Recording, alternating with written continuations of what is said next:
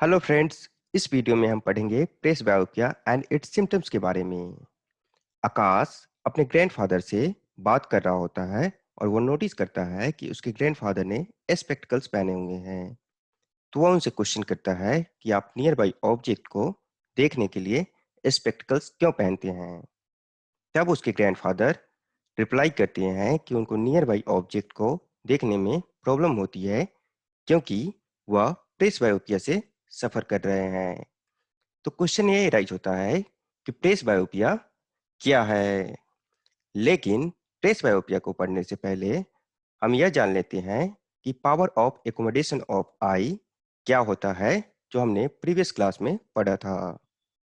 Power of accommodation of I is the ability of eye lens to focus near far objects clearly on retina by adjusting its focal length।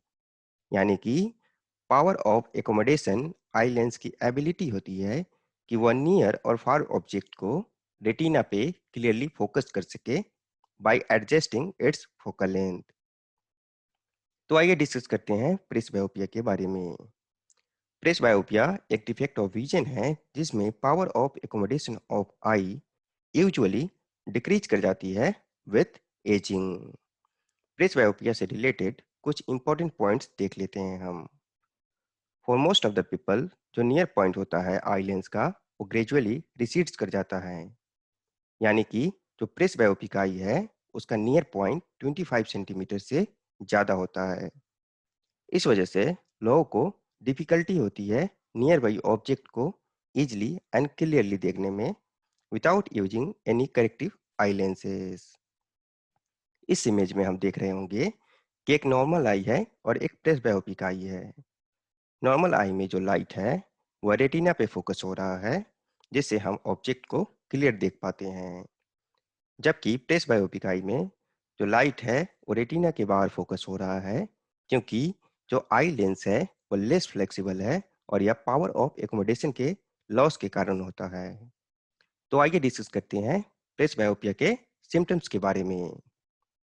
So symptoms of presbyopia are, first, person की tendency होती है कि वो reading material को अपने से दूर रखकर लेटर्स को क्लियरली देख पाते हैं। सेकेंड, स्मॉल प्रिंट्स को रीड करने में डिफिकल्टी होती है पर्सन को, वो भी प्रेस बायोपिया का एक सिम्टम्स है।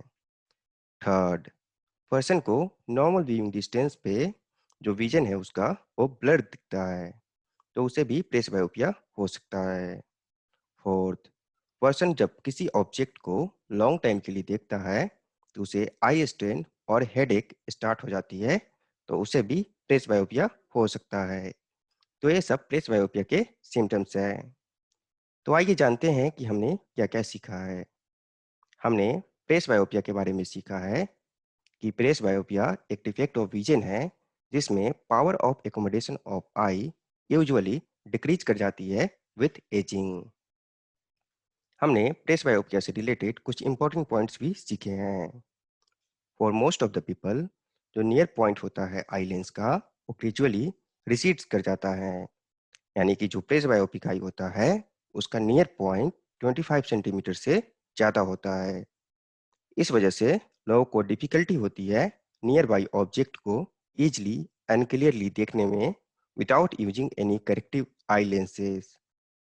हमने प्रेस बायोपिया के सिम्टम्स के बारे में भी सीखा है। फर्स्ट, पर्सन की टेंडेंसी होती है कि रीडिंग मटेरियल को अपने से दूर रखकर लेटर्स को क्लियरली देख पाते हैं। सेकेंड, स्मॉल प्रिंट्स को रीड करने में डिफिकल्टी होती है। थर्ड, नॉर्मल बीइंग डिस्टेंस पे विजन ब्लर दिखता है। फोर्थ, आई स्ट्रेन और हेडेक होता है जब किसी ऑब्जेक्ट को लॉन्ग टाइम के लिए देखते हैं या फिर किसी बुक को पढ़ते हैं। So, I hope you have enjoyed learning about presbyopia and its symptoms. Thank you and keep watching.